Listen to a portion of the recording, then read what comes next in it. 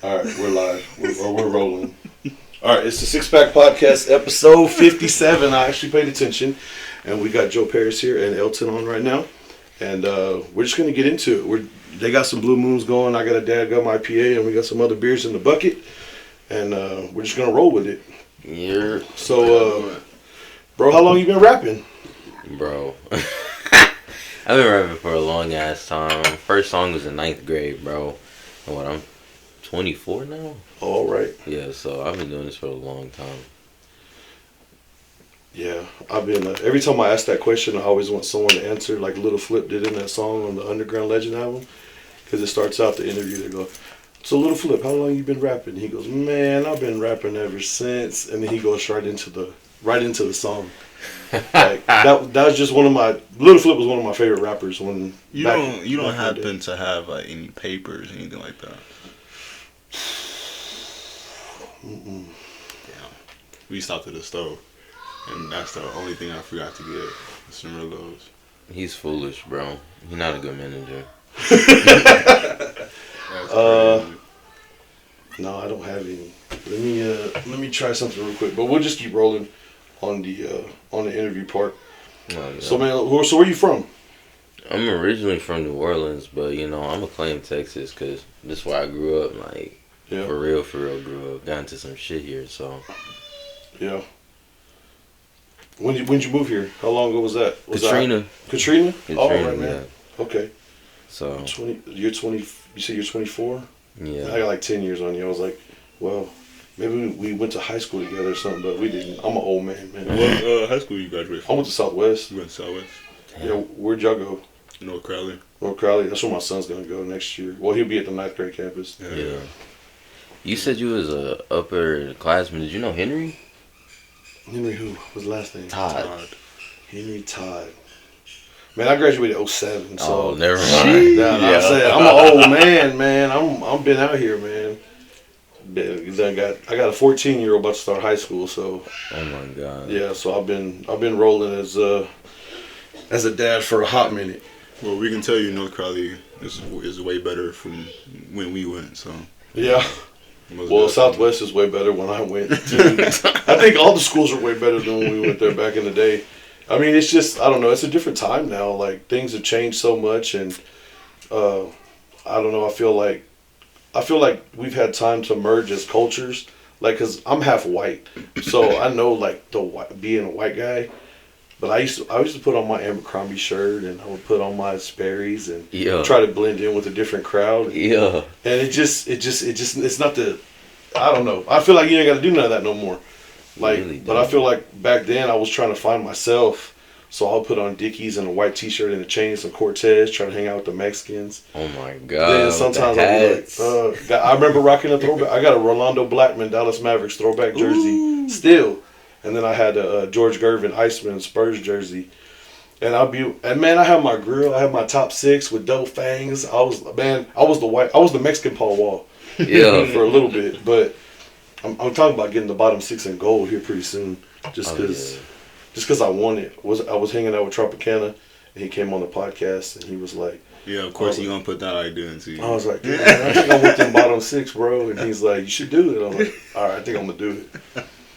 But yeah, man, that's enough about me. Let's talk about y'all. What do y'all got rolling? Y'all got a show? You got a show tomorrow? Yeah, it's a house party. It's just gonna be pretty cool, bro. I can't lie. House party out in Cedar Hill. In Cedar Hill? Not that far, but. Yeah, man, the house parties, I know for Stepco's put some on in the past, and they got some coming up in April. Yeah. But I know you got that kickball tournament going on. Yeah, I'm playing in it, but I'm not on the for Stepco team. Y'all gonna lose. I'm on Too High Texas. They gonna lose, bro. I'm on for Stepco's team. I said, it's over. Man, we got some D1 athletes on our team, and we got some, Honestly, I don't even know who's on my team, like the full list of everybody. I just know I'm on it, so I've been promoting it. I told you, somebody gonna need somebody. I'm gonna get that feeling. For sure. Like, I mean, honestly, somebody, man, you don't never know what's gonna happen Saturday night, and that's on a Sunday. So, somebody's too hungover to get out there and do something. Bro, if you on a team, you're gonna lose. I feel like him doing that is a good thing for everybody in the community. No, for real. Cause I used to do volleyball, like just call up a whole bunch of people post on Twitter, hey, who trying to go play volleyball? And get a whole bunch of people to go play volleyball. For sure. I mean, it's just one of those things. I guess community outreach, and the Coffins are playing, like, I guess after the 4th inning or whatever, just like a little halftime performance. He's got some other podcasters that are he's got a PA system set up, so there's gonna be announcing the game. Oh yeah. I know it's one of the guys from Kickback podcast, and I can't remember which one he said. So we were talking about it when he was on the podcast. I was like, yeah, man. I was like, it's gonna be fun, and I'm pretty sure that it's not gonna be. I'm pretty sure it's gonna be very competitive. And there's going to be some people mad. Whatever team loses, there's going to be people angry. Anybody got any side bets going? What's going on with that? I don't know. Maybe we should run that day. Maybe we should talk about that the day of. I'll be that guy with the hat. All right, y'all, we got bets. We got bets. The odds are changing throughout the game. So, no, for real. I mean, it seems like it's going to be a lot of fun for everybody involved. Oh, yeah. Trying to get everybody to show up. I mean, it's a free show. And y'all gonna get to watch us play kickball. Hopefully I don't fall down or anything trying to run around. I'm in the game, so... Still, hopefully I don't fall down. Yeah, you're right. But on Saturday, I don't know you. I don't know you at all. No, I mean, it's just... but like Elton was saying, it's good for the community. It's good for the outreach. That's why, like, the Stepco does the open mics at the coffee shop in Northside. I'll pull up to those because... I mean, there's all kinds of different artists that show up. What days he be doing that? We're paused for this month. I'm not involved. He's paused for this month, but next month it'll be. I want to say it's the last Sunday or the third Sunday. So it's like I want to say it's at 1 o'clock or 2 o'clock on Sundays, and it's just an open mic, and we go grab coffee or lemonade. The last time we were just smoking weed in the front, listening to some white dude on a guitar. It was pretty chill, and. It's just a lot of it is just for me. It's just networking, like meeting different people to have on the podcast, people to hang out with, and just be out and about. And that's how it is for me. That's how I got all. Cause I don't. Yeah, I'm managed, but at the same time, I don't know what I'm doing really. It's all just looking at the people who. That's what I've been doing for 57 episodes of this podcast. This is the first time I have 2 mics set up. So I mean. And like, okay, so you asked before we were on camera, like how long I've been doing this. Me and my cousin started this basically as an excuse for us to get drunk together. That's fair, bro. I can't. So when you're sitting there and you're like trying to explain to my ex, and he's married now, but trying to explain to them that we just want to hang out and drink. Like sometimes it gets complicated. Like they ask a lot of questions, like, "Oh, we're gonna shoot a podcast," and so then we're just sitting here drinking, and then. Yeah, so that's how it started, and then our scheduling got real conflicted, and then Brewed Up Joe told me, he was like, "Hey man, why don't you have guests?" And I was like, "I never thought about that, dude. Like, I didn't know anybody would want to come and drink beer and just talk with me." And he was the one. He told me start the podcast page on Instagram, and he told me he's like, put it on Apple Music and Spotify, which I'm still not doing, but at some point it's gonna happen. I gotta talk with a guy this weekend about how to set all that up. You should. You could really. That's all self-taught. Yeah. This dude right here is all self-taught right here. Yeah. YouTube University. Hey man, bro. YouTube University. I'm a mechanic, bro. And I'm looking at YouTube to fix cars. Like there's some dude somewhere that's done this before I had to do it. Exactly. So let's check him out. But a lot of people don't like. They don't respect the fact that YouTube basically has everything. When we were growing up, it didn't. No, it was like, straight funny videos, dark humor YouTube. Yeah, and it was like, okay, here we are. I guess we'll watch this. It's on. Like I remember Faces of Death used to be on YouTube, where you could see people like literally die. Mm-hmm. You can see it on Instagram now, but it pops up that sensitive. Back in the day, 2008, 9, YouTube was crazy place. Crazy place. But yeah, man, we got that show tomorrow. Hopefully it goes smooth. I haven't been to a good house party in a long ass time. Like 2019. Pre-COVID, we were going to house parties after house parties. That's what I wanted to ask about the video that y'all shot at LaGray Field. How did y'all set that up? Who did y'all talk to? So you want to know the actual story to that? Did y'all just break in? No. So I did that one time just because I wanted to. From the original, so Troppy learned the baseball field from you. Did he learn the baseball field from you? Who? Troppy. I don't know who's Tropicana. No. No, he didn't. He didn't on the baseball field, but see, like, so I know Lou Charles. Lou Charles is taking photos there for some of his Fort Worth Leaky stuff. Brewed Up Joe and Lazy Tapes, his DJ, they took pictures there for one of Joe's albums. Like, a lot of Fort Worth rappers have made the way in, and I've just never asked, like, bro, how'd y'all do that? Like, how did y'all... Because I broke in with my kids, my older two, and we were on the scoreboard. And the security guard was walking around, and he's like, what are y'all doing? I was like, hey, man, I used to come here as a little kid, and I just wanted to show my kids. He's like, y'all are all right on this part, on the scoreboard. The most dangerous part. What? He let us stay out there. Do you hear this man right now? But he told me we couldn't go to, like, the seats and, like, the vendor area and the concession. We couldn't go over there. But I was already on, like, the top level on the scoreboard. I'll show you all the pictures. It's on my phone. Hell no. But there's a fence on the back end and there's a giant cut in it. And that's why they got that. He's out there in a little white Escape. It's a black dude. He just walks around and like, hey, you're not supposed to be out here. I was like, my bad, bro. I'm just showing my kids. See, that's about an excuse for a security guard, I guess. But the way we found it out, we were just all together, right, at a place that we all hang out at, and we were just looking up videos. And we came across Troby's video. And that was the video that he shot at the baseball field. And we were like, okay, he's been to Seattle, New York. We know that that's not the place that he's in. Yeah. So we looking up abandoned baseball fields on Google in Fort Worth. Oh, LaGray Field. Yeah, we find it, right? And so we go. And the first time we go and try to shoot this video, we're all chilling. He's setting up his camera. And as soon as he's done setting up the camera, mind you, we're in the front. We're not even inside the baseball field yet. We're in the street, and he's setting up his camera. Mind you, the security guard is far away from us. He sits there and waits until we're done setting up the camera, and we start walking towards the entrance to drive up and tell us, we can't record here, yada, yada, yada. Come here. I'm talking about we're in the entrance for like a good 30 minutes before we even started to walk up there. Having a good time. We're like, okay, whatever. So we get over that little hump, and we're like, okay, how did Troby get in there? We're not gonna call him because the whole idea was to bite off of his video. So we're not gonna just call him, but hey, bro, where you shoot this at? And so I'm like, fuck it. So I get on my maps and I'm looking. I'm like, if we go around, we can either climb this fence or it has to be somewhere people's getting in. The secret way is I always park like where those warehouses are, and then I walk up the hill. And on the other side of the hill, there's a Trinity Trail right there. Yeah. So you can see the water. There's a walk across for the water. See, that's what but you can just follow that trail, and you know where the spot is. You go up the hill, and then the fence is right there. And usually the security guard, like, he really don't walk the grounds all the time.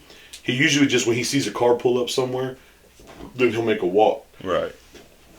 He's getting paid good, I'm sure, just to hang out there in that parking lot in that car. Oh, yeah, for sure. So we go, and I'm like, okay, so if we walk around, we're eventually going to either climb this gate or find somewhere to enter this gate. We was getting the shot, though. We was going to get that shot. We never expected it to be a hole in the gate or none of that. I promise you, we did like a little adventure and walked around and got into the Trinity walkway or whatever, and it took us all around to that spot. And boom, we walked straight up to that cut. Like, it wasn't like, oh, we're looking. They don't even try to fix it. There's no zip ties on it, no nothing. They just don't care. I think he's just there to guard it just because he's getting paid. Yeah. Eventually, it's definitely gonna get torn down. Isn't it for sale? It's for sale. They were supposed to revamp it and turn it into like high school football and soccer field and like a shared space for the city of Fort Worth. Right. It was supposed to be part of the Panther Island Pavilion City project. Well, they done dumped like $3 million into it, and they ain't done nothing to that field. I feel like it's due to unemployment too. There's not a lot of construction workers out here like that anymore. It's like I-35 for Fort Worth to drop like you said, like $3 million to a project. That's a lot of work. And that's where the little Panther Island thing, where they have the shows across the water, and people float. I ain't never getting in the Trinity River. Fuck that. I will never swim in it. I might piss in it, but I ain't getting in it. I've seen hella people just swimming in that like shit. That water is gross. You know, the apartments by Target. right across the street from Target. That's why I stay. You know that how they have that little pond. Mm-hmm. People swim in that little pond. Yeah, Yes. bro. Nope. You can ask Pooh. I promise you. We was walking man. and we You seen can't. people. I don't get in Trinity River water. Like you got to get me off. Like I don't even swim in Lake Worth.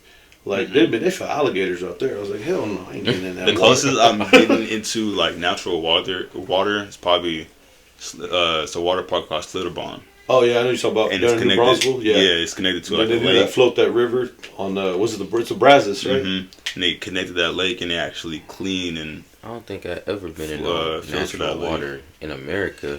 It's weird, bro. I mean, when I you would get go in, like the ocean or something in South Padre. I'd probably get in Galveston, maybe. Nah, Galveston. I went to their beach. That water was gross. you went to Galveston is gross, but it's still a beach, low key. You went to Cancun, didn't you? Mm-hmm. How was the water out there? Clear. You can see if you dropped a penny in it. Yeah, I went on a cruise one time. We went to Cozumel. Yup. The water wasn't as clear as I wanted it to be, but when we went to Jamaica, oh man, we were in Jamaica swimming on the beach, and this storm came in. You see, Dude, it was a day. crazy fucking view. And then we went to Grand Cayman, and we swam with the stingray. They let you like pick the stingray up on your shoulder and take a picture and shit. But they took you out. It was like 20 minutes out on the water. And there's just this level where it's like waiting. It's like at your waist. And the stingray are just out there swirling around. I wasn't scared or nothing. You get stung. End up Nah, like man. Steve Irwin, bro. Nah, man. I paid for it. I was going out there. I feel it, though. I ain't never did no crazy I don't want to shit swim like no crocodiles, no alligators. But it's a stingray, bro. Or I don't know what Steve Irwin was doing. He was messing up. Yeah, I've seen people like touch stingrays. They get shocked, but like Yeah. they fine. I've seen people get worse off with a jellyfish. Oof. Like a jellyfish will get somebody. I think my little brother got hit by a jellyfish, and sure enough, that fool just peed on his own leg. But they say that works. That shit works, bro. I don't. They said it worked. He said he didn't feel great, but he didn't feel bad. So maybe it faded. I don't know.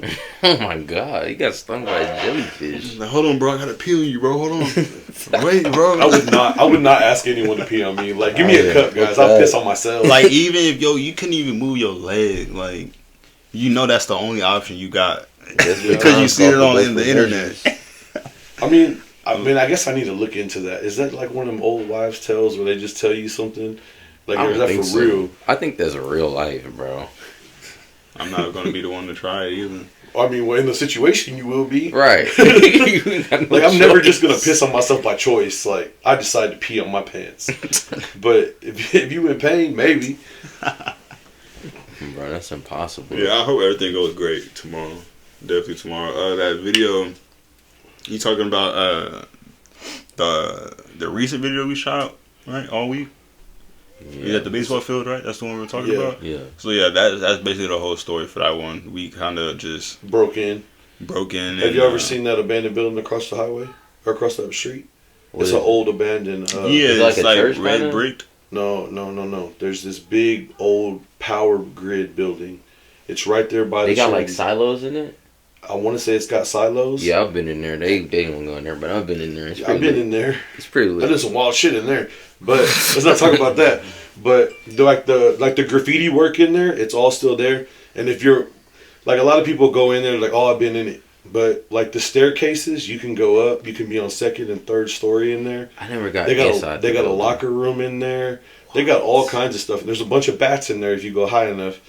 But I've been in there a couple. I took my kids in there. My middle son was like, I don't want to be in here. I'm afraid. Because, I mean, it's an abandoned building and like homeless people could be in there. Like, you don't know. But, but you have to go through this one dark room where there's no light. So take a flashlight or pop your phone out.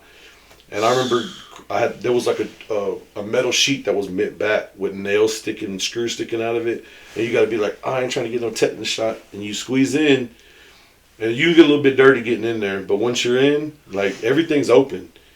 You can make it all the way to like one of the rooftop balconies in between the building. And it's, I mean, you can get some real cool shots there. But I'm not saying break and entering, but it would be cool. That shit would, bro. I didn't know it was more in that building. Yeah, there's a lot in that building. It was a whole like industrial facility and everything that they ran. I don't know. I want to say it was a power plant. In my head, that's what sounds right. But I thought it was like a church or something. Yes, sir. Appreciate it. But all right. Oh, okay. So we talked a little bit about background. So you got here from Katrina, you went to North Crowley. Yeah. And then, like, where do you reside now? Like, well, I'm not saying, like, street names and all that shit, but where do y'all hang out? We hang out in, here. Really, like, in this area, like, the Hewlin area, Southwest side is where we at. All right. Yeah. That's where I'm at. If I'm not over here, I don't go all 7. Fuck 7. Y'all can put that on a t-shirt. Fuck 7. Bro, what 7 do to you, bro? That's what I'm saying. It's just a bunch of college kids, man. And I'm past that shit. Like, I'm trying to go somewhere and have a drink and hang out. Like, if I want to go see half naked girls, I go to strip club. I ain't fucking going down there for bottle service and all that bullshit. Yeah, but he's making a good point. No, you do. You do. Point. But I don't go to 7 for that though. I go to 7 then have a drink and chill. What bars do you go to on 7? Shot Cellar. Shot Cellar? Shot Cellar, and I'm going home. When the last time I was down there on 7th, I went to Reservoir. And like 2 weeks ago, but I ate. I went there to eat. Right. And like 2 weeks ago, I was in downtown Fort Worth. I go to Curfew. Because curfew's, on Mondays, curfew's lit. On Fridays, curfew's dead. I found that out real quick. What? So on Mondays, curfew is MMU, Meet Me Underground. Oh, so yes. It's like SpongeBob music in the background. That underground club. Yeah. Yeah. And then everybody's getting lit in there, and it's fucking badass. On a Friday, though, it was kind of dead. Yeah, shout out to Alasia. She goes there almost every Monday. So. Yeah. And she from Cedar Hill, so. Damn. Yeah. But like being there on a Friday and seeing there's like 10 people on the dance floor, and then being there on a Monday, and you can barely get on the dance floor. It's like Monday's the night. If you're going to go to curfew, pull up on Monday. Stay out past your curfew. Yeah, but like I said, I only go to Shot Cellar, but if I know one day I'm going to just go out and just get a section out of 7. I've never got a section out there. I've got a section out in Dallas and other places, but for some reason, I never got a section out there in my hometown. And I know if I get a section, I'm always going to have my homeboys, and we always chill. So I know it's going to be pretty cool, pretty chill. So you know where they put that Ojos on 35, Ojos Locos? Mm-hmm. Have you been to the after hours spot? Sin City? Mm-mm. It's connected to the back. You just go to the back behind Ojos in the same parking lot by that Jack in the Box. Oh my God. And the door's right there. I went there like 2 or 3 weeks after they opened. It was chill, but you got to pay for your bottle that you bring in, pay for a section. And I was like, if you're gonna go, just show up with like a fifth for you. Keep it in your pocket. Don't tell nobody you got it. Yeah, the only after hours club I've really been to like that was Flamingos. Are you familiar with Never that? been there. It's an after hours club in Dallas. Flamingo. And my homeboy Clip, he will always get sections out there. Yeah. And that's the only after hours club I've been to. I've never really been to an after hours club. It's a weird setting. It's you ever been to the strip club at 5 a.m. when the sun's coming up? No, I've been to the strip club, yeah, most definitely. But an after nightclub is, I don't know, it's a little weirder. I just feel like I feel like everybody's all turned up already. That's what I'm saying. And they just ain't ready to go home. And like if the DJs are rolling and the music's good, it can be a lit party. It can be badass. But if like everybody's there kind of just like being zombies, yeah, because you could walk into a room of zombies and you're the one that's like, I'm still wide up, guys. I should have just gone to Waffle House and just been done with it.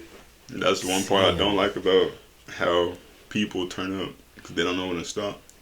Oh, that's for sure my problem. Sometimes. Or not really stop, but like they don't know how to wind down. Really, like we already killed this bottle of Casamigos and Hennessy, and you still want to go clubbing? Like, no, let's go eat, fam. You sure? For sure. I'm always down for let's go eat. It's 2:30. We just left. They kicked us out. Let's go eat, please. My number one choice. I'll drive a little bit further if I have to go to a Waffle House. And the crowd's always rougher, but everybody's always more friendly, I guess. Yeah, because they did close that Waffle House over here off of Alta Mesa. So you either gotta go to Benbrook. I go to Benbrook, or I go. Well, it depends where I'm at, or I go to the one by Ridgemar.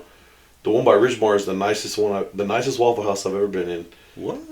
I mean, the people aren't friendly at all in the morning, in the middle of the night, but that's the nicest one. Why the fuck are you in here? Exactly, man. So I took. So my oldest son, he's my music buff. So for years, I mean, I was married and all that shit. And I kind of just fell out of rap music, like in general. I was really into like metal and shit. Yeah, that's where I'm wrong with headed. that. And so then I rolled back into rap music, and I mean, yeah, there's like the radio plays and all that, but I told my son, I was like, hey man, I need you to check out this artist, Joe Paris, check him out, and let me know what you think. And he goes, oh no, he's good. He reminds me of Odd Future, like Tyler coming up, if Tyler was in our time frame right now. And I was like, What? okay. I was like, that DMX song he I was like, that's a reference that, and I can't take credit for the reference because when he told me, I was like, okay. And then like, so I haven't listened to every song. Like I watched like three videos that you had because I was like, okay, I need to know this artist before they come on. But dude, for like the past 3 days, I've just had you on Apple Music or just on a constant on your top songs. But I just go open it and play, so it'll just play on a loop. And I've been listening to your stuff, and I'm like, oh yeah, I can listen to this.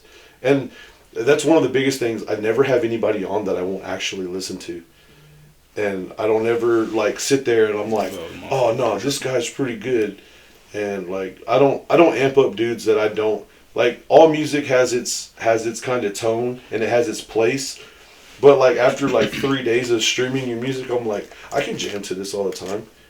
Like it's not like constant like, oh yeah, like I'm trying to get crunk in a club but it's just like for me it's a lot of riding music. And that's one of my biggest things. Like if I can ride around and listen to you and not have to skip a song, yeah, then that's what I'm about. I hate skipping songs. I hate making a playlist and then be like skip. That's the one I want to listen to. That shit's. I hate that shit because I made the playlist. Mm-hmm. Why did I put all these songs I don't want to listen to? So, and that's my biggest thing. So with the artists that I actually fuck with or I have on the podcast or I hang out with, it's always about, is this somebody that I can get behind, that I'm going to listen to? Because I hate people when they want to blow smoke up your ass and be like, hey man, you're really good, and then never share your shit, never talk about you, never bring you up. Because okay, that's the other thing. So where did the fuck Joe Paris stuff come from? How did that become a thing? Like the fuck, I've always been an anti. I'm a real loner. I don't care. I'm like fuck everything, fuck everybody. Right? Think I'm weird. So it's kind of like that's always been me. Like. Fuck love, fuck whatever. And when you take the C out of it, it's not a cuss word no more. So it's like, fuck, bro. It's just like, that shit just mean too much to me. I can't really explain it. It's like, it's always been fuck me, bro. Yeah. That's like how I always feel. Like, it's crazy. He has a whole bunch of personas too. Yeah. It's not only fuck Paris. He has this famous one. Everybody like to call him Sex Man for Mayor. Sex Man. I read that on the LinkedIn thing, and I was like, what? But like I was like, okay.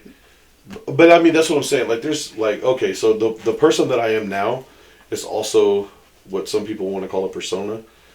And like, all right, so did y'all ever watch professional wrestling? Yeah. Okay. So there's always a heel and a baby face. The baby face is the good guy. John Cena. You can't see me. Yeah. Any of those, like the guy the company's behind, he's the baby face. And then there's always this other asshole that's trying to ruin the party. But when they finally give the asshole his day and he takes the belt off the main guy, those are always the guys that I rooted for. So, and I felt like I was the good guy when I was in my marriage with my kids and everything. So I was like, I'm just going to become the heel. I'm going to become the bad guy. And me and Tropicana talked about, I'm going to get that tattoo on my neck right here, heel. Because I just feel like embracing like that, man, like fuck love, fuck everybody. I'm going to do whatever the fuck I want to do. Like when I talk, and girls are like, "Are you want to be in a relationship?" I'm like, "Man, fuck a relationship. I don't want to answer to nobody. I just want to do whatever the fuck I want to do when I want to do it." So that's where, so I can relate when you're like, "Well, fuck Paris." Like, fuck that. Like, I don't really care what you think. I'm gonna just do me. Exactly. And for the rest of my life, it's always gonna be me. And you know what? That goes a lot further than trying to please everybody, because you'll find out people like, "Oh, I like that. I like that you just don't give a shit." And it goes a long way, because if he don't care, then why are we fighting for this conversation? If he don't, just always tell me, bro, you argue with me, it's not gonna go your way, because I don't care. After a while, I'm gonna just say, all right, it's cool. Like you win. I don't care enough to argue. There's no point. Where did Joe Paris come from? So you gotta. So is there a Haltom Theater show coming up in the next? That's crazy that you say that because he's performed at Haltom Theater a whole bunch of times. Yeah. Back in the day, yeah. A whole bunch of times. Pre-COVID was honestly it was a crazy time. A crazy time for us because that's the time where we really had to buckle down and see what the fuck we finna do, but we were just too far gone into having fun and doing music. No, for real. COVID just caught up to us, so COVID caught up, and that was like we didn't prepare for the long term. And I won't say COVID stopped us, but it stopped the shows. I mean, COVID stopped everything. For the most part, like, dude, during COVID, I used to have house parties here. Yeah. I get 2 30-packs of Keystone, and we stream every UFC. Ooh. Every UFC, and I had a pool table in the other room, so we just be UFC's over, we're running a pool tournament till everybody's ready to leave. So I mean, there's plenty, like, COVID fucked a lot of stuff up, but I feel like COVID gave a lot of people the outlet to really think about some shit too. Yeah. Like, where are we headed? What are we doing? What's next? What we doing? What we on? I'm telling you. It's crazy how you said that because you say you've played his music like just shuffle, right? Yeah, just hit play, and because like honestly, like that's what I did 2 nights in a row, and I don't sleep at night. Like, I have really bad insomnia, so I'm just usually sitting in my bed, and I'll vape, and I'll have a beer in there, and I'll just be kind of listening, like, okay. But, like, to get into people more lyrically, that it takes more time. Like, you can put something on in your car and think about stuff, or you can work and listen to music, but when you're just sitting there and, like, I'm just taking in music right now. That's what I'm doing. Like, to make a conscious effort of it, like, you get so much more out of music in general, because you'd like, okay, like catching one-liners and catching things was like, okay, I can't quote any back to you because, like, all the songs have been different. But, and like, so you're cataloging music. How many hours of music do you have right now currently? Like, that's out? Yeah. I don't know. It's a lot of time. No, that's what I'm saying. Like, because a lot of the things with I want to say at least 3, maybe 4 hours. Yeah. Well, you have to consider, because at first when he started out for real, he was a duo artist. Yeah, it wasn't just me. It wasn't just him. Yeah. We had this guy named Tune, which I'm pretty sure you've heard when you're playing shuffle. Yeah. I saw the name.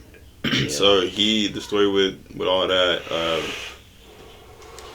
he's kind of one of the people who's just narcissistic all the time, basically. Okay. I'm gonna just keep it sweet. David Ruffman.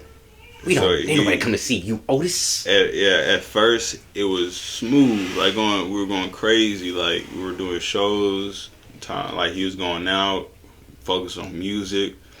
It's gotten to the point where we would go to our homeboy house, right, and he would give his own room for these niggas to record music. So it's like if your homeboy, if OG Tropicana came to you and was like, hey bro, can I, use one of your spots or use one of their rooms for recording? Yeah. And you give them that spot, even though if it's your own room that you sleep in type shit. So you sacrificing your sleep, you sacrificing privacy. If you didn't have your kids, so you sacrificing the females you bringing over, you sacrificing a whole bunch of other stuff. So for that, it's kind of weird to me how you turn your back on people like that, Yeah. And he just kept turning his back on people, yada yada yada, and it's got to the point where it's gotten to our music. Yeah. Gotten to a point where it's gotten to your career choice. Yeah. And like I said before, I don't know what the hell I'm doing with managing, but I know one thing you not finna do is interrupt what we got going on. Exactly. So it's gotten to a point where we gave this man a roof over his head, food to eat, literally a stepping stone. He shouldn't have had that to begin with. He shouldn't have had that to begin with. He shouldn't have had none of that. Gave this man a stepping stone, and he still was having this narcissistic attitude and doing all this. He's like, yeah, you was recording everybody, you was mixing everybody's songs. Like, yeah, he was. He was mixing, like, I don't know, Tresman? Tresman. Nope. No, well, he's a big underground artist in Fort Worth. He mixed some Tropicana. Yeah, he mixed some for Tropicana. So he's mixed some songs for a whole bunch of people who has, audience behind them. Yeah. Actually has something in the local business. And for you to turn your back on these people who's giving, he's recording them, but they've given him more than just recording music. Yeah. Like Trez has probably supplied him with, with some weed or whatever. Than just more valuable than just a simple recording studio session. Troppy has given this man a roof over his head, food in his stomach, and you still turn your back on him. And it's not even turning your back; it's more of a snake turn your back. He'll do something on some weird shit. The things the things this man has done is unspeakable, and I'm not trying to. It's unspeakable, but it's why would you do that to your duo? Yeah. That's where you really gotta ask yourself. I can understand, you a bad person. You want to do it to everybody else, but the person making music, you supposed to make it out with. Yeah. Why do that to him? Yeah. I got another homie. He came out of a group, and similar story, similar aspects to it. He was just and he just said they didn't want to let me be me, and he just said so it was time for me to do my own thing, and so he went solo, and he's making shit happen now. It's crazy because he's tried to go that route, but it's not that, I'm going solo, yada yada. He's going to focus on his solo stuff, but I want you to still manage me. We're still going to try to do this shit together. More and more it's I want to do my own solo stuff, but I need your help. I need you to use your resources. I don't want to be in a group no more, which is, I just don't get it. We was fine with that at first. But when you wasn't focused on your music stuff, when you were still lollygagging around, and that's another thing I've talked with a couple of artists about and producers that guys will get in and they're like, I'm gonna try to blow up, I'm gonna try to do this, I'm gonna try to do that, and then you see them on the back end and they're not really putting in the time and putting in the effort, and they do something when they need money or they need something, but they don't just they're not committed to the craft or anything. They're just kind of, it's a hobby. It's crazy because he was real passionate about it. Real passionate. I kind of wish you had the opportunity to meet him because he is passionate about the shit he do. Yeah. It's just he hit a real bad roadblock in the road. He lost himself to where he lost everything in his mind. He felt like he had to just remove himself from everything when he didn't have to do that. Well, okay, so let's tune in now at this point because you just talked about that. So I always make it a point to touch on mental health.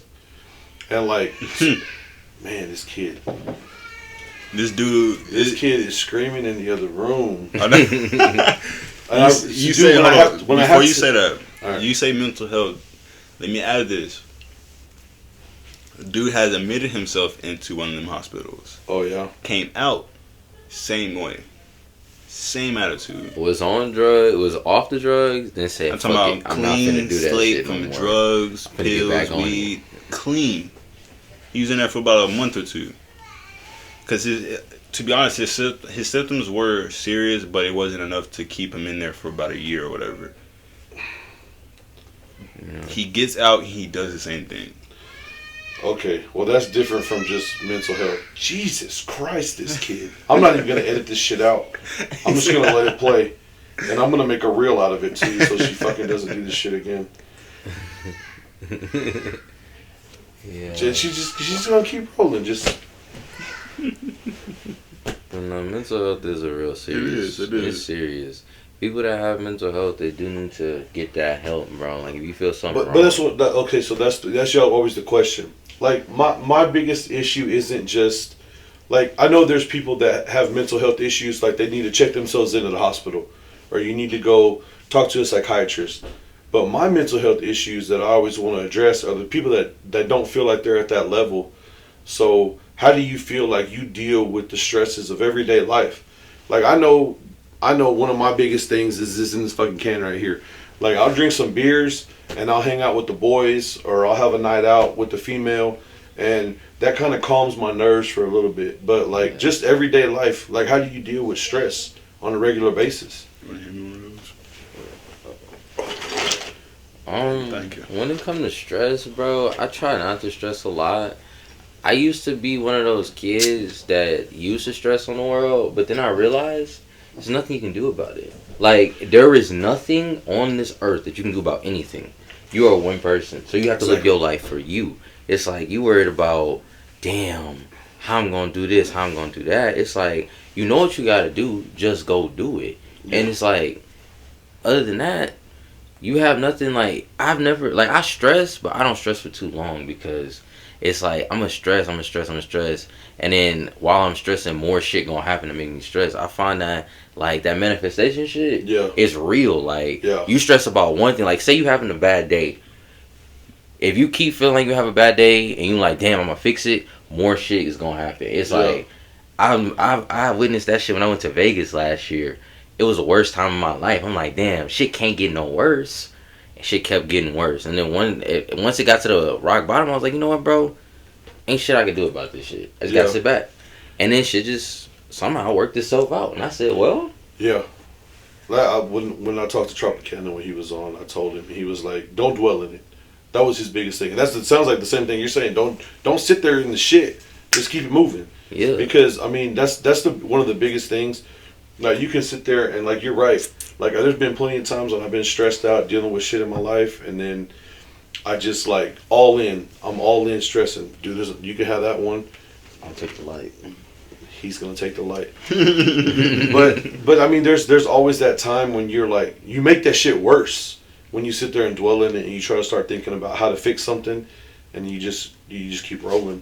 Yeah. But yeah, man, I always want to touch on that because, like, I started touching on that because that British UFC fighter, not Conor McGregor, he's the other Irish one, Paddy Pillman. Paddy, yeah. When Paddy said that in an interview, he was like, I got a phone call that my buddy killed himself, and, like, that's why I always tell people, like, reach out to somebody.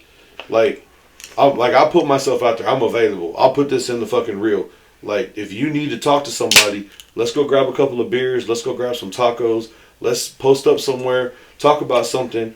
Because if you're going through something, you need someone to talk to. You can't always just sit back and pretend that everything's fine. Me and the dudes talking about, Tune, we saved a couple of lives back in our days. Like, people just hit us up, like, how do y'all deal with this shit? And they just come hang out with us, and we'll just show them what we do. And they be like, you know what?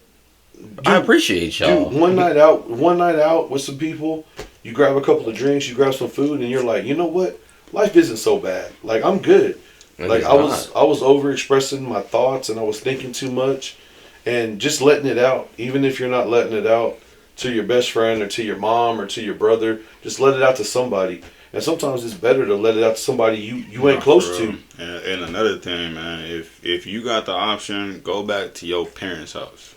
Because if you out here struggling and you got the option to go back to your parents' house and restart and you not taking it, you tripping. That's my mom, bro. My mom is my biggest supporter. Man. She's my best friend. My mom will sit there and she'll listen to my fucking problems and she's like, you know what you need to do, right? I was like, yeah, I know what I need to do. Saying that shit out loud to you made it a whole lot clearer. And then my mama, she won't post judgment. She won't tell me all the fucked up shit that I do. She'll just be like, you know what you need to do. Like, are you ready for the next step? Like, yeah, I know. But it's a lot of it is just sometimes just letting it out. Like, you can have a bad day, let it out, and the next fucking 6 months will be great. That's me, bro. I have a 3-day rule. I don't even have my son for 3 days. I've been like this my entire life. First day, I'm pissed. I'm going in. I'm going off. Second day, I'm trying to talk about it. I'll talk to myself for hours about the situation. And then the last day, that's when I just close on it. And I'm like, all right, I'm good. Like, if I ain't do nothing about it, like, right then and there, within the first 2 days, like, I don't need to let it stress me. Like, I'm over this. Yeah. Like, what's next? I feel like anime and cartoons can really give you some life lessons. Bro. Regular show can give you some life. Why did I know you were going to bring up regular show? Bro, like, so I've watched regular show like 7 times all the way through. And me and my son, we still talk about it when Childish Gambino and Tyler did the voice battle, the poetry battle with Pops. Crazy episode. Like, but that show, just in general, like, it's like, like I feel like it should have been on like Comedy Central because like they're like we got soda. It's like, bro, we know you talking about we know you wish that was beer. Like we know that we got soda, and it was like get the fuck out of here, guys. But like my son even said, he said we need to get a pit bull or an actual pig and name him Applesauce. Oh my like God. Benson had, and I was like, I'm not mad about that reference, and I'm not mad. I'm thinking about doing that. Like, let me get a pig. The top 3 shows after you know the old school Cartoon Network with Ed and Eddie and all them. Bro, after that, Gumball, Adventure Time, and regular show. Bro, I get down on some Adventure Time. That's what I'm saying. Those 3 shows. Finn the Human. Those 3 shows got some crazy life lessons, bro. Like stuff that it's just like, all right, you know what? You guys are right, Cartoon Network. and but the thing is, like as a child, you don't realize that there's life lessons. But as an adult, when you're watching it, you're like, what the fuck am I? Is talking about bad relationships? The hell is my child watching? Like, yeah. What the fuck? Huh? BMO, oh yeah, bro. BMO gonna lay it on you. He gonna tell you if your life wrong or right. But that's this one, and then like the friendship between Jake and Finn on Adventure Time, like that's my boy. Like they even go through their shit on there, and then like, but when it comes down to it, they got each other's backs. When it comes down to, I think my favorite part is when Finn's always in love. That boy Jake is always there to just guide him through, like, nah, bro, she's not the one for you, bro. she's really not the one. Every time. You see this big unicorn I got with me? I'm telling you, bro, she's not the one, bro. I'm like, I said it to my cousin earlier. They had, y'all remember Dexter's Laboratory? Mm-hmm. Yeah, there's a clip on Instagram, and they got Dexter's mom like going out to the pool. And she looked thick as fuck. And I said to my cousin, it said Cartoon Network's not right for making Dexter's mom look this thick. Cartoon Network's not right for that one. They're not right for a lot of Cartoon Network moms. Dude, the Johnny Bravo back in the day, that fool was a serial rapist, bro. He was showing you exactly how not to pick up chicks. Like, don't do Bust that. off his shirt. You're the blonde Elvis. Stop it, bro. That boy really got out there and mac on your girl. Like, sexy mama. He always got that fool was always getting like punched in the face or like kicked in the face, and he like, didn't care. You know what? He was the most resilient motherfucker ever, because he would stand up, like slick his hair back, and back at it. Like, I'm gonna hook up with some. He was the guy at the bar that refused to go home alone. That was him. That was Johnny Bravo. Yeah. I refuse. Someone. It's somebody in somebody. I don't understand how people go to the bar and look for for their love, you know? No, bro, you don't go to the bar and look for love. You go and look for the night. Look for the night. Like, that's just the truth, bro. Like, you go there and look for the night. If you showing up at a bar, if you're showing up at a club looking for love, bro, you got some other things you need to work on. Like, dude, I don't even like. I was talking to one of my friends the other day, and she was telling me about Hinge, the dating app, and I was like, yeah, I don't have dating apps. I don't want to meet a girl at all through a dating app. I don't have Plenty of Fish. I don't have Hinge. I don't have Matt. I don't have none of that shit. Oh my god! I just learned of Hinge a couple of days ago. TikTok showed me Hinge. That's what I'm saying. Yeah, TikTok showed me. Like, Hinge. I don't desire, like, I don't know, like where I'm at in my life right now. I know some girls. I hang out with some girls, and we can go out and stuff. But I'm not sitting here at the end of the night like, I have to take you home. Like, that mindset to me doesn't make sense. Like, it doesn't make sense. Like, I have to take you to home, or I have to go home with you. It's like, bro, quit being so fucking like horny. Quit being that guy that like, hey man, sometimes just hit up the Waffle House. Those waffles will taste better, and you just have a good night. Sometimes you just need your hand, man. Like, when it comes down to it, y'all, sometimes you I'm telling you, because that when you get that drunk. You get that you got to stinking with your Johnson downstairs. Yeah. Nah, bro. Hey, bro, she's pretty. Quit talking to me. Like, yeah. Hey, but I'm just saying, there was another Instagram post the other day I read. It said, like, before you holler and make your move or make your play, masturbate first. Cause you be saying dumb shit when you fucking horny. When you horny, you be like, oh, I want to do that. I want to. But when you like not horny, and you just you're really thinking with your mind, like yeah, you like my mind is clear. This dude's not doing nothing for a little bit. So do I really want to tell her this right now? Nah. And you be like, nah. And that's me, bro. Like that's me. I'm just like, nah, it's not worth it. I'm good. I'm good. But that's it sometimes, man. That was the best piece of advice that anybody could ever say. You know what? Just rub one out real quick and then think about it. The game gonna be like this on point. I'm telling you. Man, oh man. You gonna be smooth, boy. You gonna know exactly what to do. If that option was available to men in bars. Okay, but that's okay. So let's say before you went out, you rubbed one out. You did your thing, and you got your like, jitters out. My jitters are done. Now I'm gonna go get some drinks. Have a good time. And then if you're there at the bar and you meet a girl and you're like really into her, and you're like, I wasn't horny when I got here. So if I'm still feeling her and I want to put in the effort, maybe this is worth it. Like you feel a little bit different. And that's the way I thought about it. Like I thought about it. Like what if I did that before I went out? And then I'd be like, if I did that before I went out, I probably ain't going out. Like I'm gonna go lay down. No, right?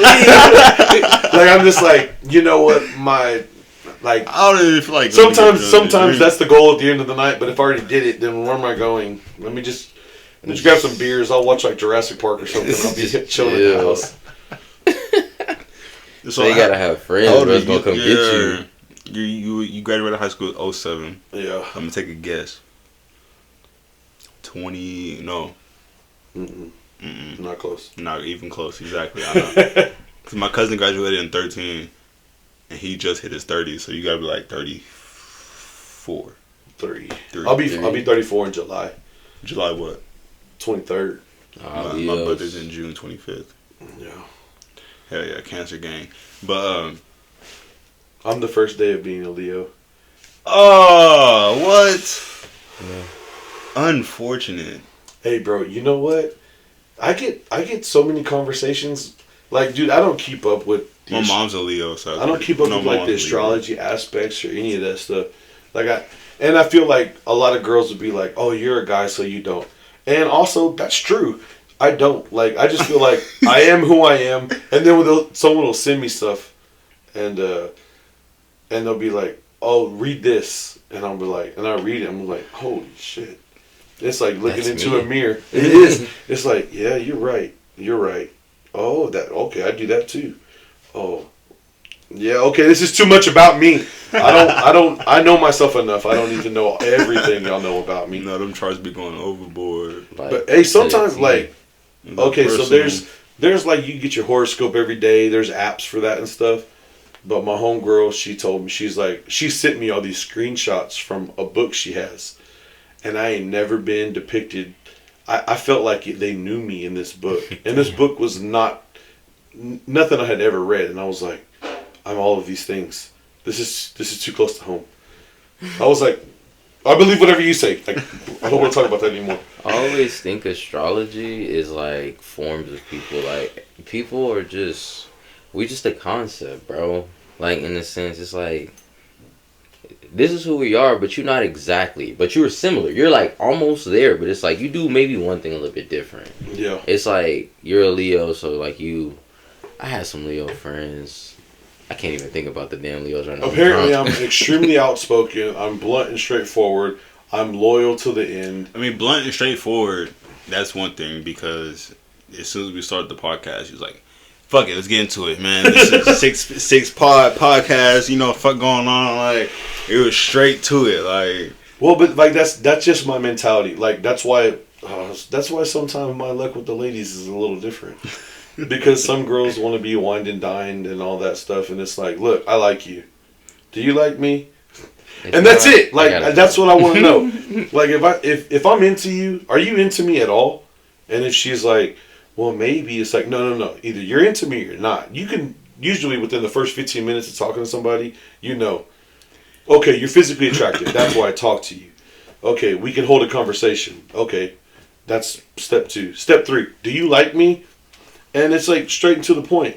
Like, if we can't hold a conversation, or if we get caught up in conversation for like an hour or two, it's like, okay, she likes me, or she wouldn't have talked to me this long. So I have all 3 answers right there. But you walk up to a girl and she's not into you, physically attracted to you. Like, you walk up, hey, what's up? Hi. Like that's already wrong. She said hi. Yeah, you feel it. Like, it's not even like you don't even gotta. I feel like you don't even have to have a conversation with somebody. I feel like, well, for me, and that follows along with being in the astrology game, or whatever. You can feel when somebody's like feeling you or not.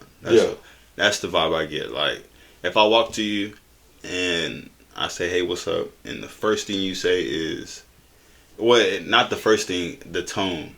If you say hi in like a blunt, low tone, like you're not trying to speak, this conversation gonna go quick and easy. Like, I'm not even finna speak to you like that. Like, but if you be like, oh, hey, like, you know, you bright up, like, I see your skin bright up, shit like that. Yeah, I'm engaged a little bit. Yeah, more, for sure. Know? Like, if she's like genuinely, oh, hey, exactly. Yeah. I ain't gonna lie, bro. Like, so that's one of the things. That's one of the things with social media. Like, if a girl messages me or something, I'm gonna be straightforward. There's been a couple of times I will put like you seen Spider-Man, the cartoon with Miles Morales? I have not. You haven't? Okay. I've seen a lot of clips. So there's a clip where him and his uncle are talking, and he's like, well, let me see what you got, man. Let me see your game. And he goes, what do you mean?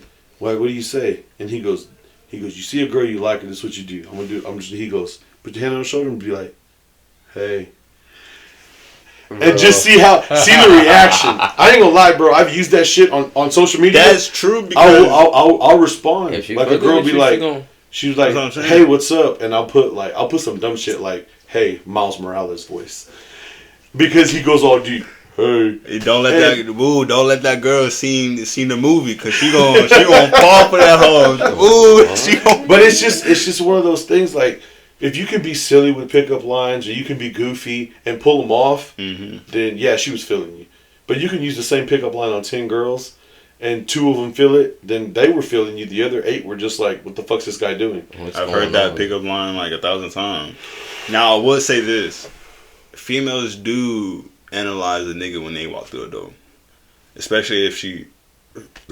Excuse me. Especially if she, you know, if she's single and she looking. She gonna analyze every person who walks through that door. I promise you. Yeah. And if she spot who she really looking for, or if you slightly attractive, then you gonna see, y'all gonna meet eyes a couple times. Like, it's unspoken. She gonna be looking at it's just a natural human instinct. When you meet eyes with somebody and you're not even trying to focus on them, it's like, okay, I gotta talk to you. I've learned that from Troppy, because the last story he's told me with this little honey dip he was working with. Not actual working or whatever, but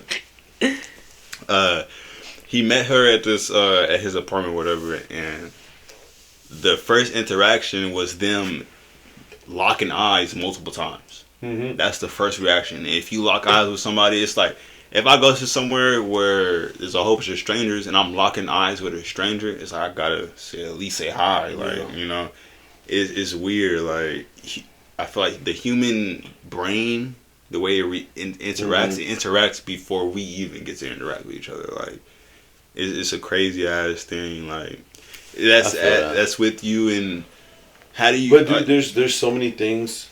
I'm just gonna be honest. There's so many things that females look at that we don't think about at all. Like honestly, like, sometimes I'll tuck my chain just to see if they notice that I have a chain on. Smooth. Because, like, when you get in the conversation, you start mentioning I saw your chain. It's like, oh, okay, she's paying attention. Like, there's subtle things you can do, and then, like, I'm over here rocking a fucking mullet. If she conversates with me, she's digging mullet at some point, because there's a lot of chicks that see the mullet and they're just like, oh, that fool's fucking crazy, but he likes to party. But yeah, like, there's so much that goes into it. Like, that we have conversations look at ourselves as a male. I have conversations about shoes. So these shoes have served me well because they're bright. So if I walk in a room and she sees them, she's going to remember, who the fuck was that guy wearing them ugly ass yellow shoes? These shoes are hideous. These are mustard yellow a little bit, but I get more compliments in these shoes than when I wear Air Force Ones. Because they're more vibrant. Yeah, they're vibrant and they attract. Oh. So, hold on, I feel like mustard or something. The hell he got on? Yeah.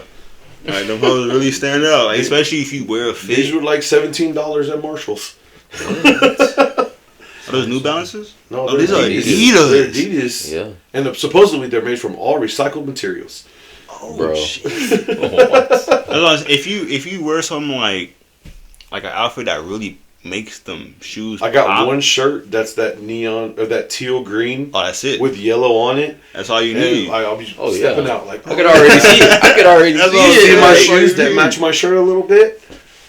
I got this shoe that's not even. It doesn't even have a hint of pink on it. It's a baby blue, like a baby yellow color. Mm-hmm. It's just that pink interacts with that color so well. Yep. It's like I'm looking at his shirt. That shirt's bright pink. But his shoes is like a sky bright blue. We over here talking about love advice. Make your shoes and your shirt pop. And they going, come on, what? I mean, even if they're not like physically attracted immediately, they're gonna remember you. When you walk up, I ain't gonna lie. So one of the things I do is I walk up behind a girl at the bar, and just like kind of lean over and say, "Hey man, can I get a whatever I'm ordering?" Right. And she always makes the girl that you're like right here, she's right here. She always makes the effort to turn around and look. Oh, for sure. Who the fuck is behind me? Mm-hmm. Who is that? And then she's like, "That's that fucking asshole with those yellow shoes." So I mean, I'm just saying, like, there's ways to get noticed, and there's ways to like get out of your league. Like if there's a girl that's and if you're close enough to her, and she's like, there's 4 other guys I noticed before him, but he's the one that walked up right behind me. And then when she turns around and looks at you, you just say, "Oh, hi, sorry, I was just trying to grab a drink. Do you want one?" Or who you here with? Or just whatever. Just to get noticed, just to start a weird ass conversation that may go nowhere.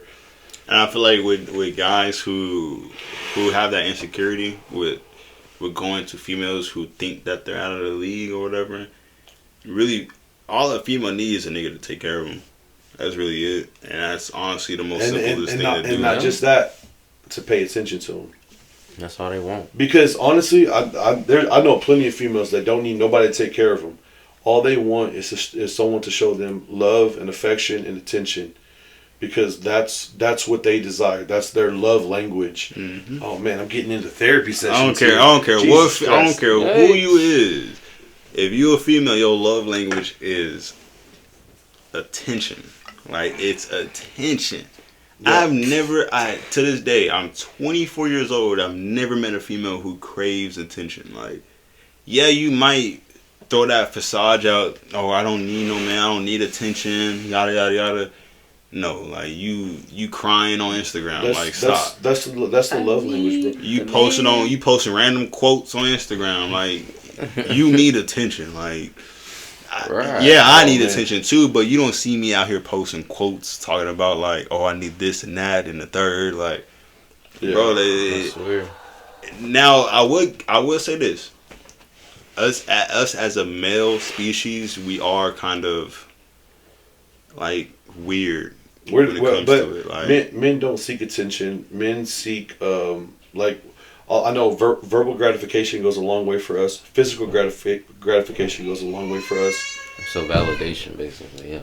That verbal, crazy. 'Cause a lot of males don't know how to speak. Not to a female at all. Just generally don't know how to speak. Yeah. That's why a lot of males, or I wouldn't say males, I'm gonna say the black community, because that's where everybody's targeted at when it comes to dating. As representing the Mexican and white as well, I'm gonna say all males. I can give you that, because I do got some Mexican friends who don't really know how to speak to a female either. The only race that I know that actually knows how to speak to a female is the white race, just because they're they got it. You know, they silver spoon, like, oh, I got this and that. I can give you this and that. Yeah. But they not going to listen. But that's true. They not going to listen at all. And that's where it's a fine line. Man, usually the therapy session is about me drinking too much, but now we're talking about fucking relationships and shit.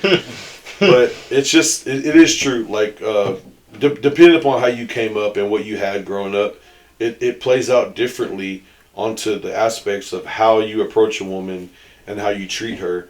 And for some dudes, it is just financial and like acts of service. Like, those are the things that you feel like, I'm doing this for you, so that should be enough.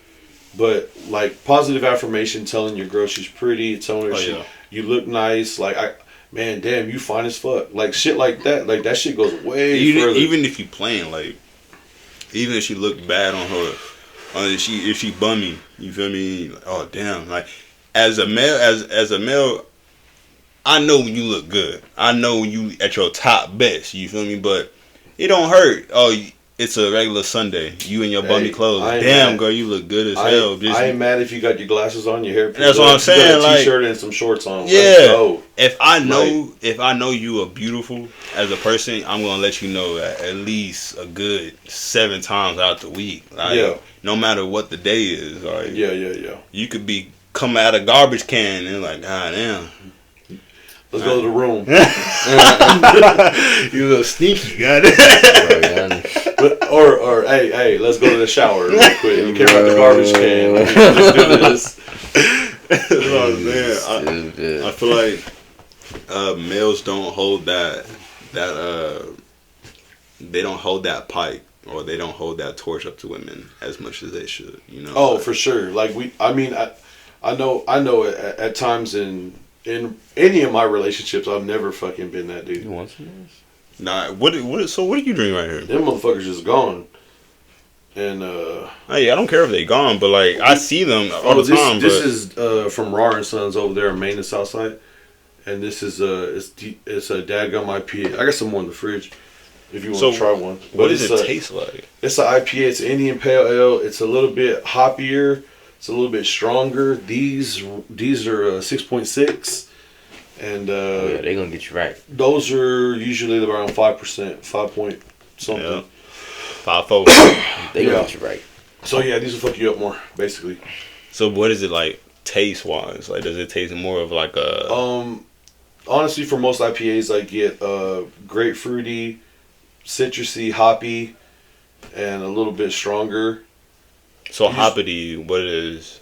That's a 6.6. God dang. Yeah, so that end kick sometimes when that aftertaste is a little bit stronger, but I mean, it's just what I've become accustomed to. Like you know Dank 817 from Too High Texas and all that. Yeah. Like when we go out, he's just like, just give me whatever Rob's drinking, and then. But sometimes Dank be getting some drinks that like we shouldn't be drinking. He got like barley wine one time. It was like 14%. Hey. And hi. Hey. What's up? Good. How you doing? What are you doing here? What am I doing here? We're recording a podcast. We're recording a podcast right now. Look at his hand. What are you doing here? What are you doing here? We're you see the camera? All right. So okay, go over there. Go see mommy. Close the door. I'm just gonna leave all this in. I'm not editing none of this shit. I'm gonna make a reel out of this too. What are you doing here? He's taking pictures. He's got a camera. Bro, get the mosquito, bro. Take my shoe and Nah, it's a mayfly, bro. Hey, you. What are you doing here? I'm just having a good time, man. He's having a good time. Oh, okay. Got him. All right. Hey, Go tell your mom to bring me more beer. Go tell your mom to bring me more beer. Go tell mommy I need beer. Mama! Go tell her. I'm gonna leave this in the. I don't give a fuck. All right. Bro, Okay. my So. kids get like that. All right. This is getting over the hand now. So. All right. We talked about mental health. We talked about your background. We talked about the music. Am I missing something that we talked about? What else you got coming up? I got more of those in the fridge. I just got a bucket of ice over here right now. Oh, I didn't know. What we got coming out next, what we doing, what we on, that's gonna be a tape that I'm doing. It's just right after Life. Like, Life, I feel like... Can you take him over there, please? No! Sorry! He's been in the room. I'm leaving all this in. Go, Kane, please. Bro. Hopefully. All right, okay. Roll. What's going on next? What do you got coming up? You got a show? All right, yeah. Tomorrow. I got a show tomorrow. I don't have any dates on anything of music that's coming out, but I do have what we doing, what we on. That's right after Life. Life is just like, when I made Life, I felt like this is just finished. It's the start of everything. Like, this is my first real project by myself. So what we doing, what we on is like what we on next. And I also got another tape coming out with Tropicana. We finna start working on that. And then my homie Arlen Ghost, we got a little title. He said, what, Ghost in Paris or something like that. Something along that lines, So I got a lot of work I gotta get to. Man. What we on is going to have not all, but some of the artists from Fort Worth that's actually doing music. Like, I'm gonna have people that you don't know of. I'm gonna have shout out to Sack Chaser Easy. I'm gonna have OG Tropicana. We're gonna have a whole bunch of people on that. What we on, what we, I forgot what Trey, you said, but what we on, what we doing. What we on, what we doing. That's what we really focused on right now. It's basically what the EP album say. What we on, what we doing. Yeah. I mean, I should give everybody a feel on if they're really for real with they music. Yeah. Like, what you really on, what you really doing. Like, hopefully that message for that album can jumpstart a whole bunch of people's careers. Yeah. To have them, okay, this is what I'm really finna do. Like, yeah. Since this nigga Joe Paris is really on this, this is what I'm finna do. So, hopefully doing this can jumpstart or kickstart something bigger in Fort Worth, because Fort Worth has a music scene, but it doesn't have a music scene at the same time. Fort Worth has like some select artists. Yeah, I could say that. 100%. And it's who you're affiliated with, but there's guys that are underground that have been putting in work that are not label signed, and at the same time there's a lot of artists that are affiliated with certain groups that get more promotion, and that's all about who you know. That's why the biggest thing I always push is networking. To every artist I ever talk about, networking is everything.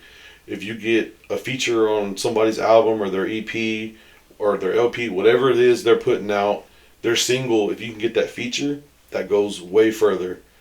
And no one really realizes how far it goes until you're like, oh damn, that fool went off. He's had so much music out, but he just released a single with so and so. Randomly, a connection is made at a studio. And the other beautiful thing about Fort Worth is there's so many artists, so many studios, so many people that can mix and master that you don't know where you're going to be, and then finally just realize, hey, that's the song that took me to that next level. Man, I can't wait to find out what that song gonna be, because I just feel like you might already have that song. Yeah. Like, I was talking to one of my buddies. He's an artist. He's not from here. He stays out in Arlington, but he's from up north. And he talking with him, he's like, bro, he did the numbers. He goes, dude, there's like 30,000 songs that come out every week on Apple Music and Spotify. You got to be that one dude that has that one reel on Instagram, TikTok, whatever it is, and that one song it can take off overnight.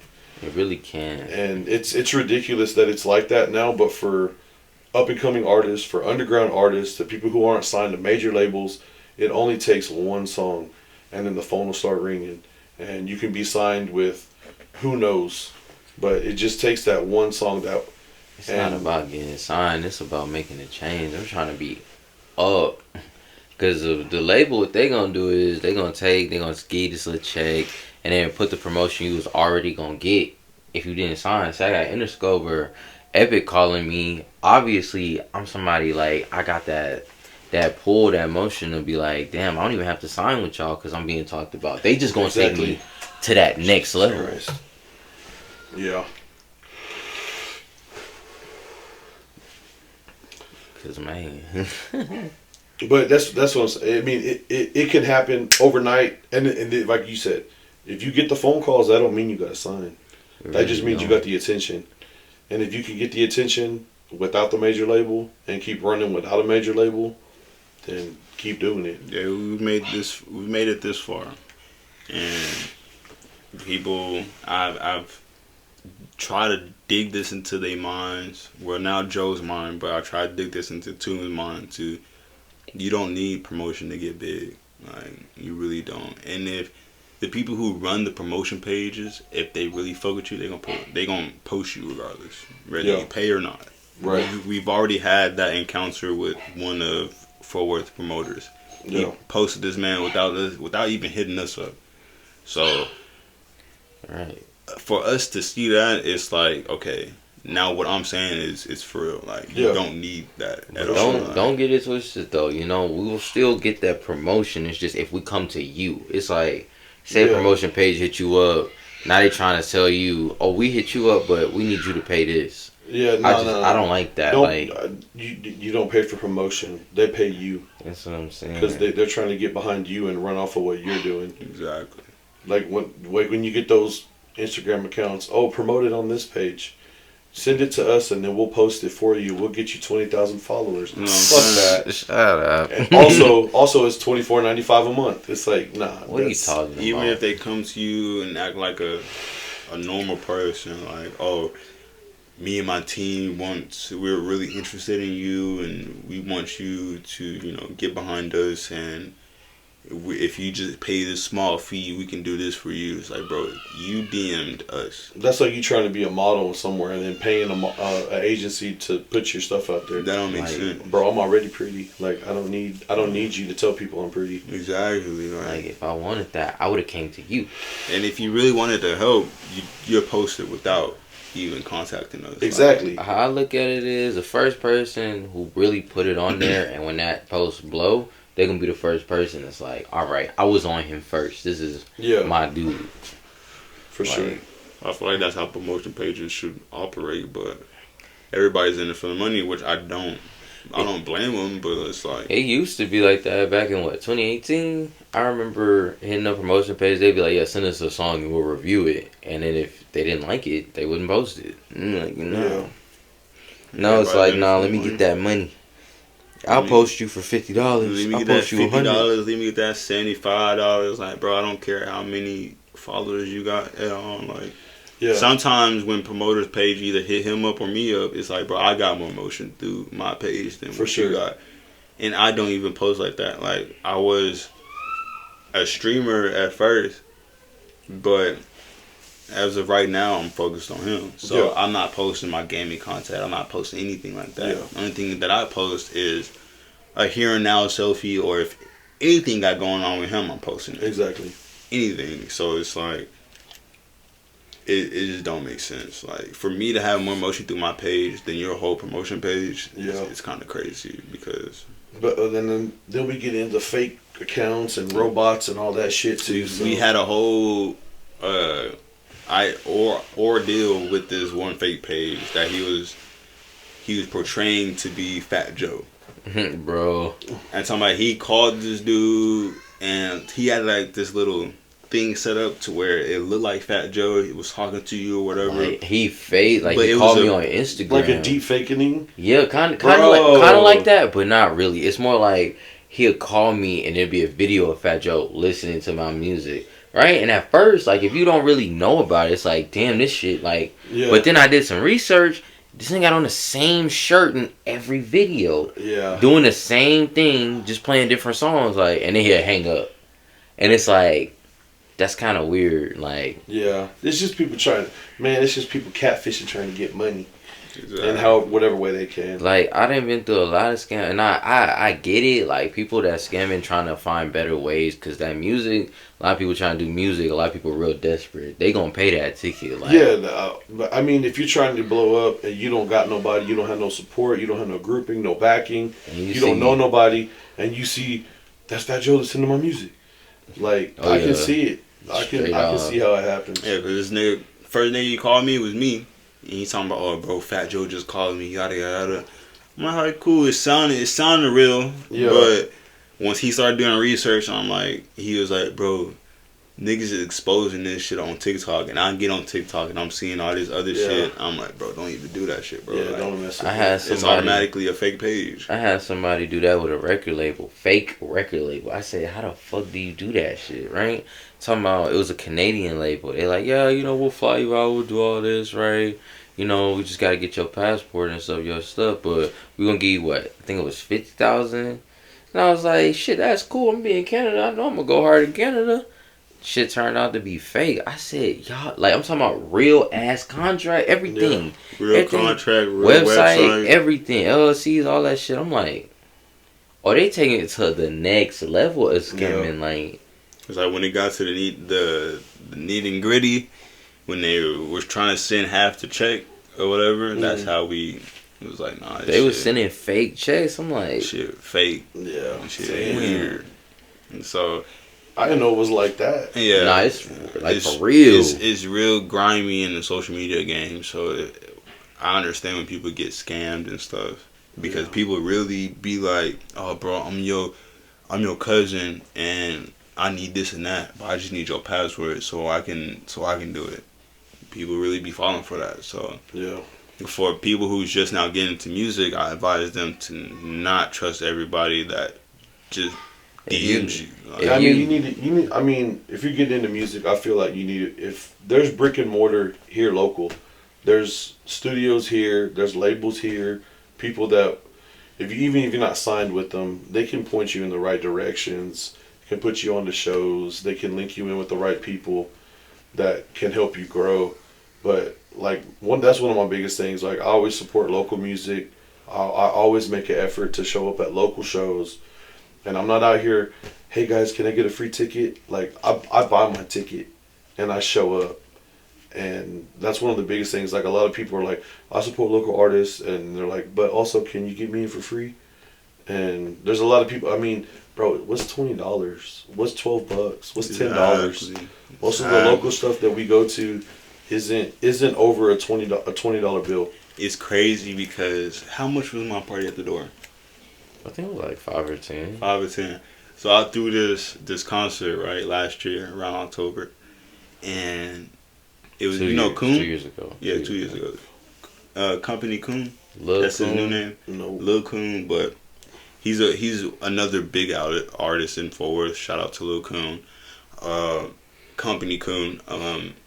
Company Kunda, goddamn. Right. You got so many AKAs, Jesus. No, because he had to change his name because obviously Lil Coon wasn't gonna fly in the city of Fort Worth. So Company Kunda is his actual name on Instagram. I don't know about his rap name. He maybe still called Lil Coon on his rap name, but he where was I going with this? I'm kind of tipsy. Where was I going with that? We was talking about it. We were talking about the prices for tickets and stuff.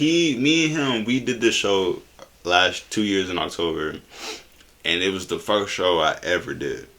And for me, I'm not going to toot my own horn, but I do have a lot of followers behind me. I do have a lot of support behind me. And so for me to sit there and promote that show the way I did and send it out to everybody the way I did, fantastic. But the response I got was a couple people, about like 10 of my people from the Southwest side. And it wasn't even in Dallas, Grand Prairie. It wasn't far. It was in Fort Worth. Yeah. And so for them to not, pay that $10 fee at the door or whatever, and the pre-sales was $5. Yeah. So for you to not do that, but still, I understand life is a bitch. But also, I can buy a 6-pack for $10. Exactly. Like, I know half y'all people buy 2 grams for $20. Like 2 grams for $15. Like, come on now. That's 3 people that you could have just, hey, bro. And you was gonna get past the blunt. You was gonna get past the blunt, and we had this crazy ass punch in there. Like, you was gonna get fucked up. Yeah. Off 1 cup. But 1 cup. Exactly. 1 cup was all you needed. The amount of people who came from my supporters were about like 10. Which was cool. I was really tripping. But it's just like the amount of support I got through social media was more than 10, 15, So for them to not pay that fee is kind of weird, because half of them oh, I'm gonna go buy this 2 for $15. I'm gonna go buy this. You know, I'm gonna go buy this. Yeah. This whole $25-$30. Yeah. I promise you. Yeah. Oh, I'm gonna go buy this at the smoke shop. You feel me? But I'm not finna sit there and buy a ticket. But I go buy a ticket for a little baby concert for sure. Like, But you're not finna go buy a ticket for your so-called friend or so-called your close friend that you knew from high school. I could be the next little baby, bro. That's what I'm saying. For for the people who actually grew up with us, it's kind of weird how you show support on social media, but not in person. But you gonna definitely go to this little baby concert. You definitely gonna go to this Drake concert if he come to Dallas. Like, if he come to Dallas, this hoe's in Fort Worth where you closer. Like, come on, man. It just don't make sense. Like, and then for me to show people his music and they say it personally to my face, oh, this nigga go hard. Hell yeah, bro. I'm gonna start showing hella more support because he for real about his music, his craft, and then you not do it. Yeah, it's kind of a slap to my face. So, and then people would be like, "Oh, bro, Elton, you started getting a little more meaner and like a little more out the way." It's like, no, bro, I just don't. No, fuck y'all with made you, me this way. Exactly, I just don't fuck with you. Now it's like, oh, you hang out with these people more than you hang out with me. It's like, no, these people fuck what I do in life. You don't fuck what I do in life. All you want me to do is go out with you and have some drinks. And, you know, go get some food or whatever. That's cool, but when it comes to this nigga, I'm not playing. Like, this is for real what I do. So for people to sit there and take that as a joke or take that as, oh, he for real not finna do it. I've been doing this since I got out of high school. Been managing this nigga since I got out of high school. So for me, again, I'm not tooting my own horn. I could have been a track star. You feel me? I could have worked on my craft on football. I'm not even joking. Like, I could have. No, I believe you. Anybody who played sports in high school could have done that. Yeah. Like, but I chose to manage this nigga. This is what I chose. This is what I'm doing. This is what I'm thrilled about.